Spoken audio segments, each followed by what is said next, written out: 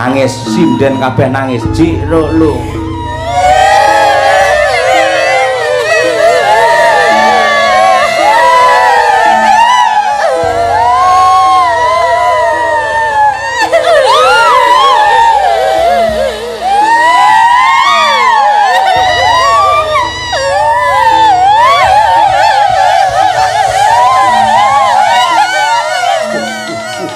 apa-apaan itu. Kalau disuruh nangis kok pasti semangat, karena sinden-sinden tahu setelah ini adalah puasa, semua sinden gak ada yang tanggapan alias merongos bersama.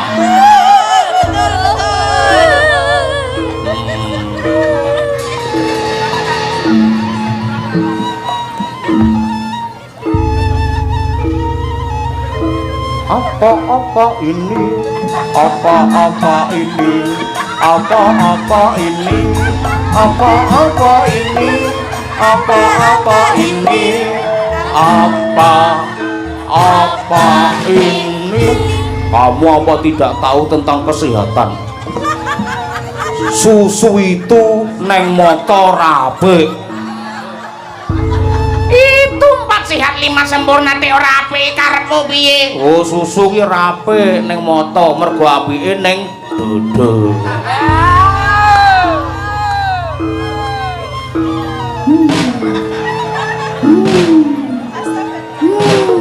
Cici aku. Oleh-oleh mbiyen ngedol awake ning Gudi karo guyangan ngono kuwi. Padha karo sinden anggar disenengi lurah kok gelem tek-tekane ngono kuwi. Nek lek disenengi dalange gelem calone swarga.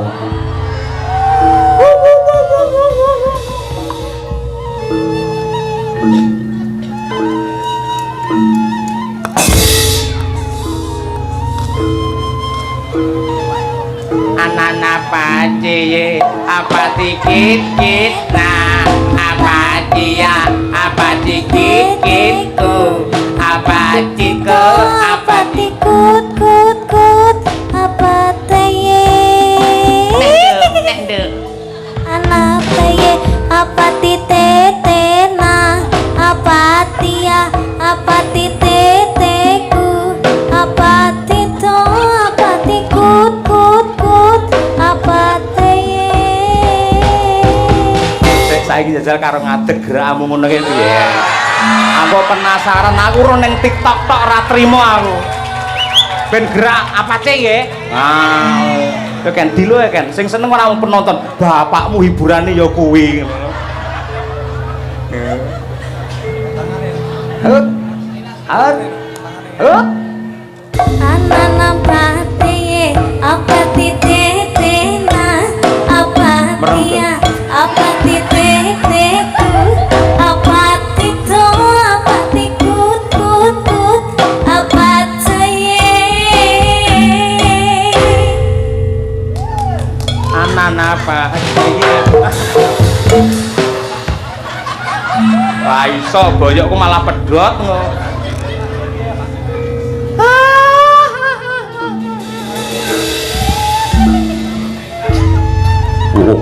Ngerampungi ratu hambet angkara murka.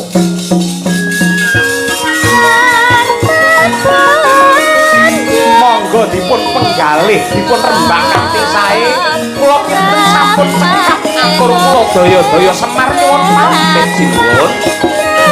Nderekake lujeng ngaturke panuwun Kyai Semar. Nggih.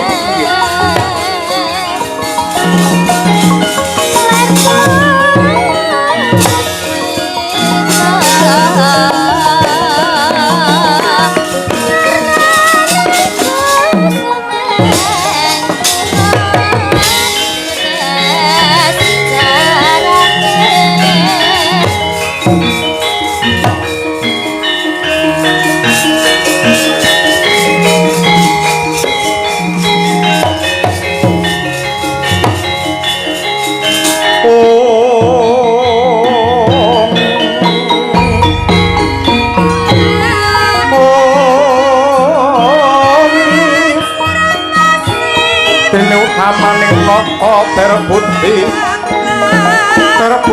polekso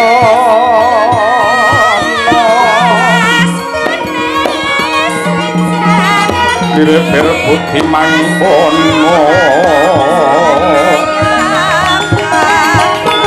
manggung genyo parintono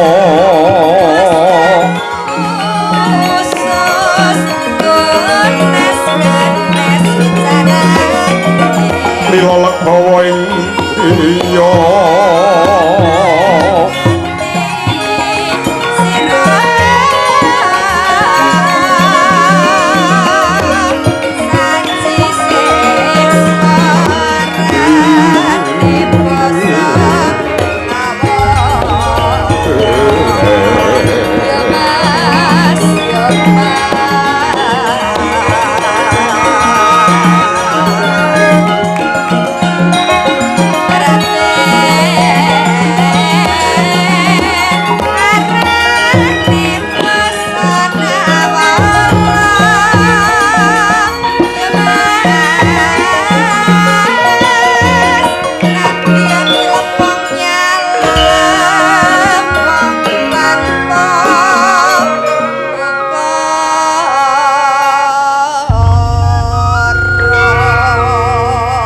palugon laguning lakas lukita linuding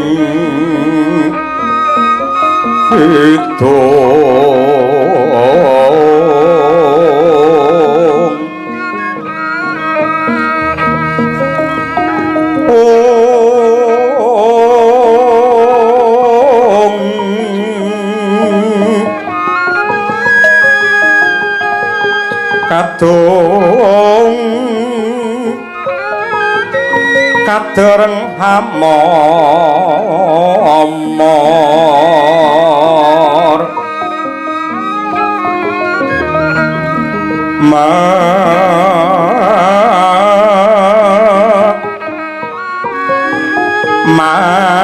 mangun manah rahayu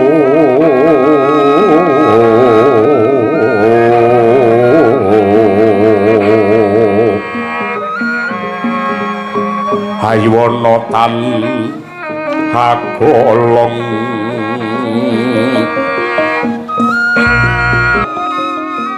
mangapus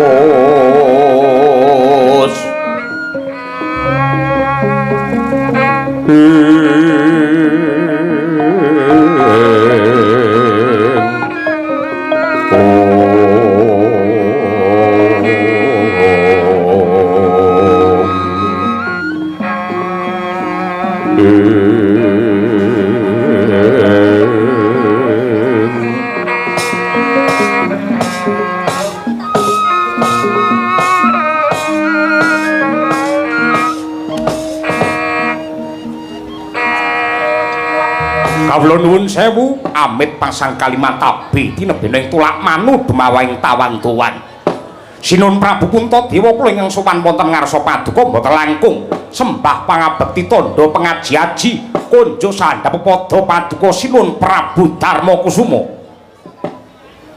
kawula ninggi sanget anggen kula nampi dawah sami-sami monggo dipun prayogakaken anggenipun pinarak Sang Prabu. Panggih matur nuwun pangraos boten kirang sekeca anggen kula ngabiyantara wonten ngarsa paduka. Nyuwun pangapunten. Mboten kok nama kami tambuh ning dasare durung weruh. Kalilan kula ngladhi wanuh. Jengandika menika Narendra saking pundi lan sinten jejulukipun Sang Prabu? Nggih, dipun tepangaken.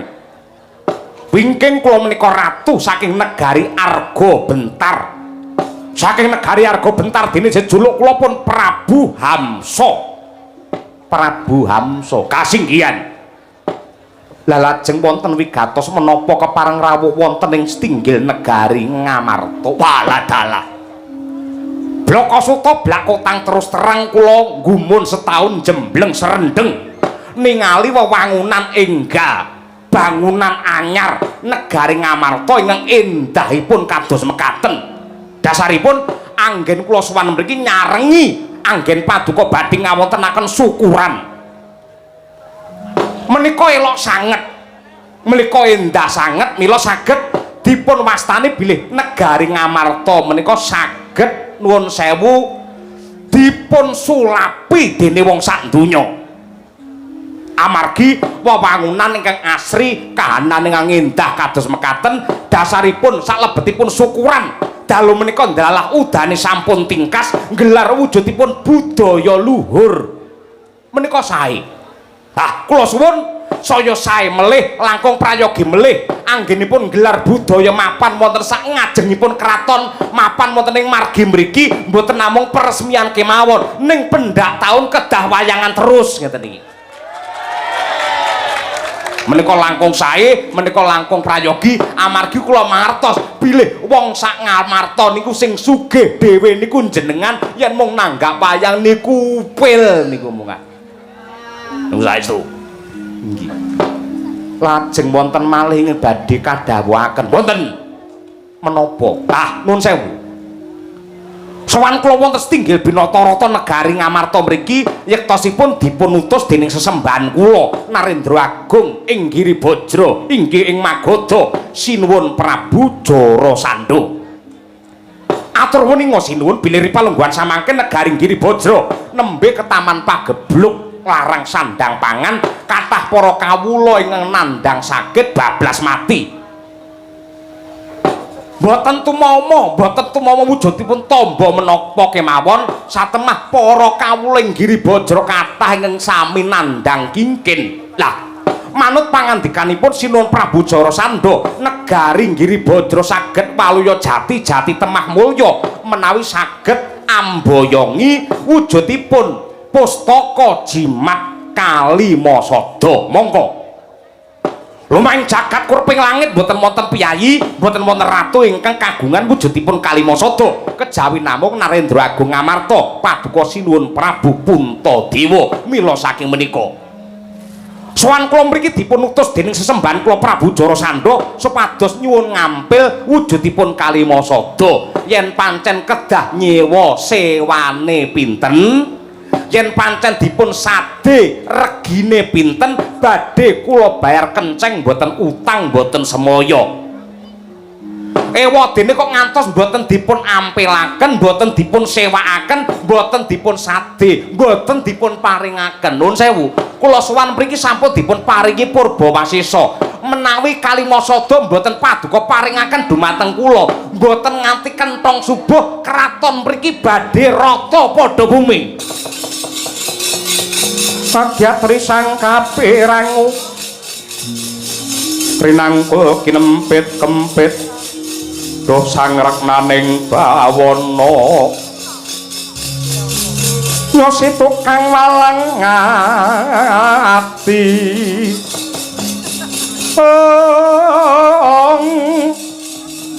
nyosi tukang walang ati nyosi tukang ngena sing tias ya tukang kudu garing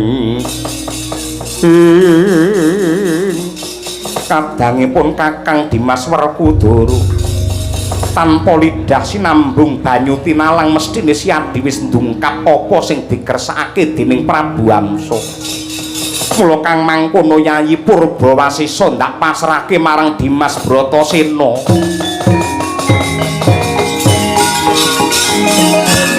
Mangandur laguning angin ukur agraning arga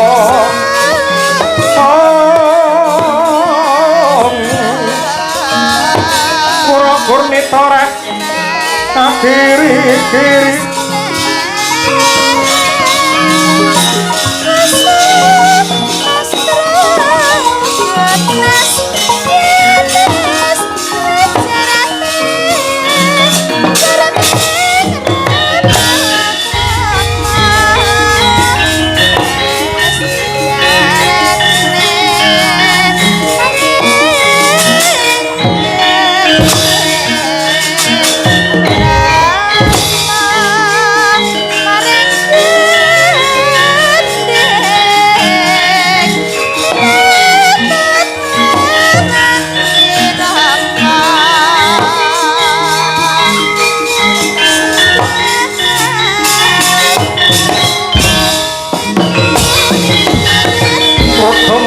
lir kinetap duka yayah sinipi jojo bang mawing wengis netra kocak nguntar handir hidup nyomangala cakra prapan brabak branang kaya kembang ora awari yen kasumeta marang seketeng murup dahanane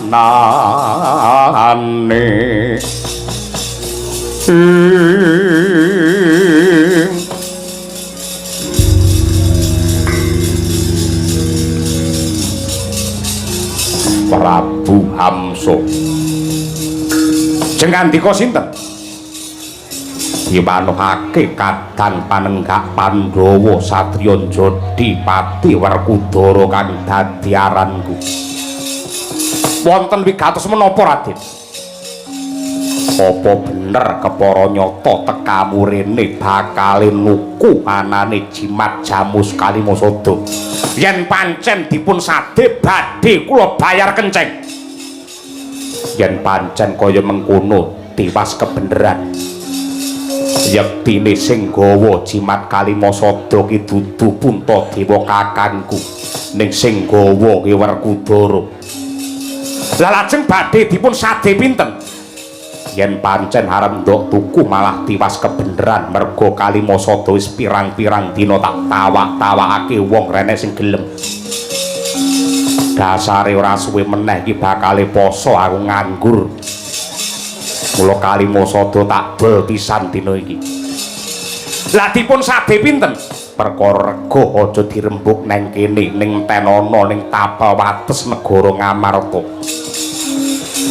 kono sarate minangka paseksen ya kuwi wujude wadyabala segelar sepapan komplit sagamane pilihana prajurit ingkang Surasekti Mandraguna sing digdaya kabeh lho kok nyawisaken wadyabala lan jangkep sagamanipun badhe kagem menapa nyekseni anggen kudol tinuku Kalimasada karo dapurmu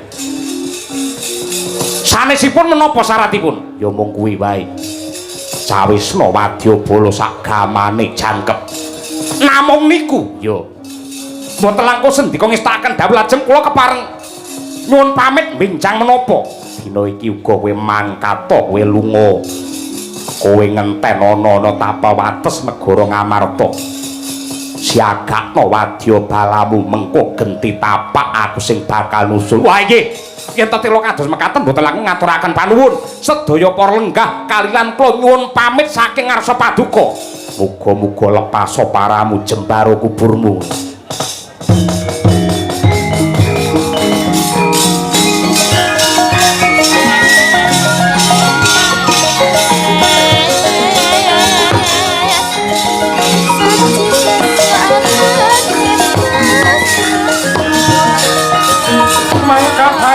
Rosa tumbara lindu katara bumi ngunjeng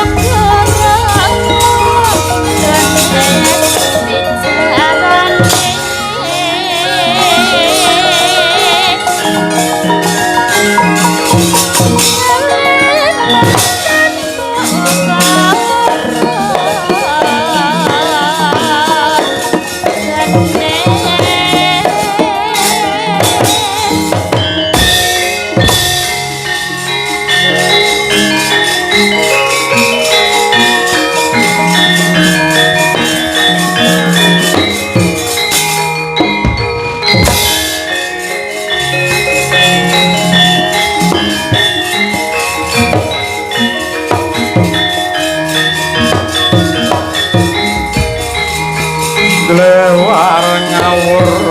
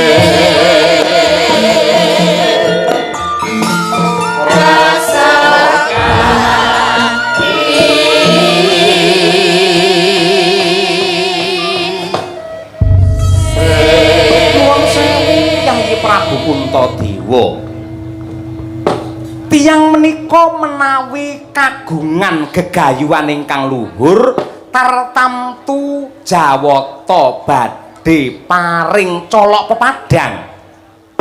Buktinipun praptanipun Narendra Arga Bentar nenggih pun Hamsa menika mujudaken panuntun trontong pepajar tumrap kasidaning gegayuhan para Pandhawa anggenipun ngupaya Narendra hambek angkara murka.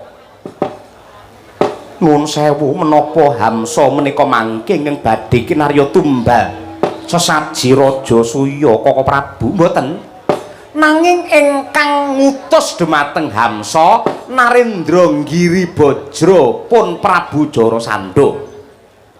Kosek Yayi, kok ndok anggap lamun to Prabu Jarasandha ki Narendra hambek angkara murka kuwi nganggo dasar apa? Kaka Prabu.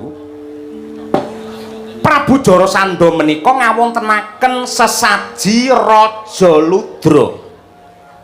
Tegesipun din samangke badhe ngunjara Narendra ingkang cacahipun 100 negari badhe dipunaturaken kinarya dedaharanipun pukulun Bathara Kala Ludra.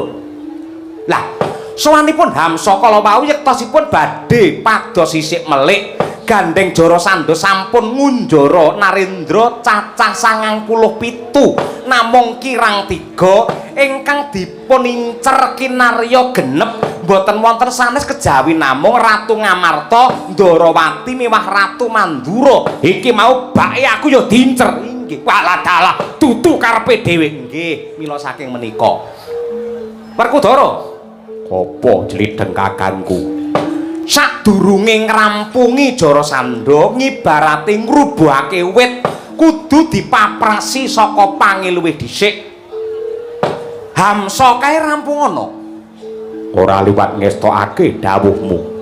Kaka Prabu ngaturaken panuwun ingkang tanpa upami dene paduka kepareng nyengkuyung lair batos tumrap kasidaning panggayuh kula ngawontenaken syukuran.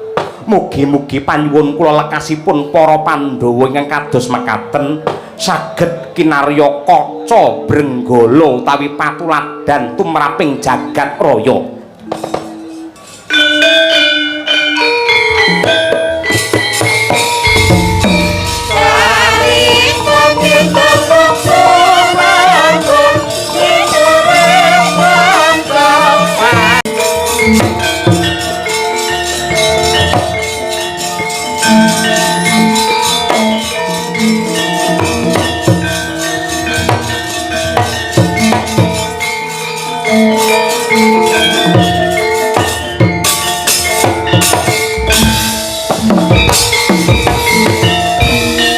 Ubur-ubur ikan lele, Hotel Merkur selalu jaya le.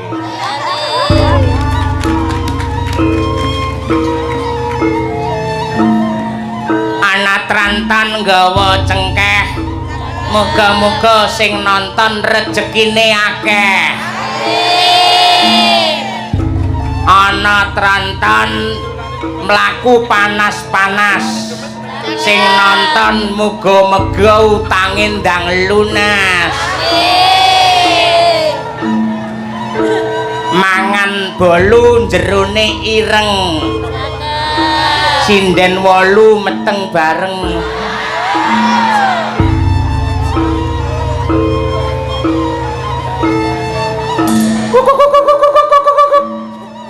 Ayo budal ya, ayo budal ngestake dawuh to. Saanane peri wedok guyu kabeh 1 2 3. Saanane peri wedok guyu bareng Cilulu.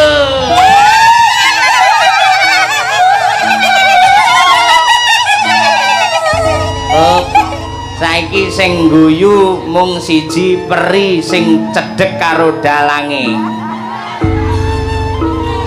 Cilulu.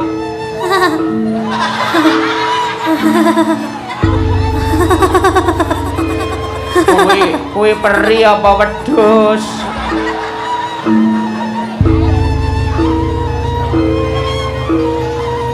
Pang dundung pang. Pang dundung pang. Pang dundung pang. Pang dundung pang. Dundung pang. Pang dundung pang. Pang dundung pang. Satu awas hati-hati. Dong ati kedang dang dang dang dang dang dang setan. Satu awas hati-hati. Padha mati kekowo godane setan. Setane satu awas hati-hati. Padha mati kekowo godane setan tan tan tan. Dadah.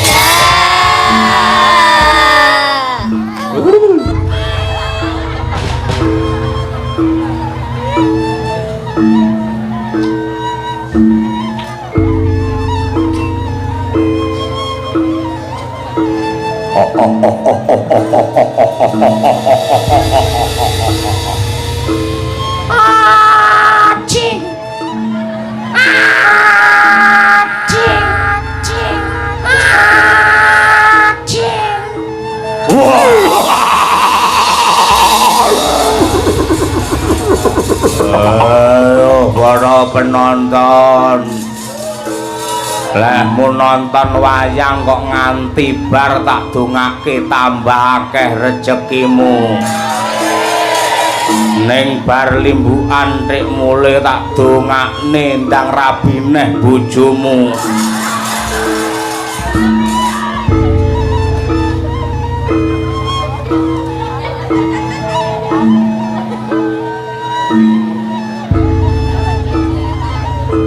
Ayo melu pae, ayo melu pae, Ayo melu bae, ayo melu bae, ayo melu bae, ayo melu bae. yo yo yo yo yo. Pak, Bapak, Apa? aku elu Pak. Melu nang endi? Cah cilik urung sunat aneh-aneh ora. Pokoke elu ndelok ayang Delok wayang nang endi? nang ngarepe Hotel Merkur. Ngopo kok apal karo hotel? Apal mergo kowe senengamu ya check-in karo wong wedok liya ning hotel. Labimu do aneh-aneh ngono kuwi ora tau aku. Ning hotel ora tau aku. Biasane golek ngirit ning kos-kosan. Kucluk ora. Dalam rangka apa? Hah? Dalam rangka apa? Tasakuran utawa peresmian grand opening Hotel Merkur. Sisan gawe ya kuwi syukuran pelantikan Bapak Wali Kota Madiun Bapak Maidi sehingga Madiun semakin mendunia. Cocok kuwi. Cocok. Ora cocok. Lho kok ora cocok? Kudune hajate dhewe-dhewe. Merkur nanggak wayang dhewe, Pak Maidi ya wayangan dhewe. Setuju? Setuju? Setuju wae karo ndeloke dhewe. Ayo melu pae, ayo melu pae, ayo melu pae, ayo melu pae. Ya ya ya ya.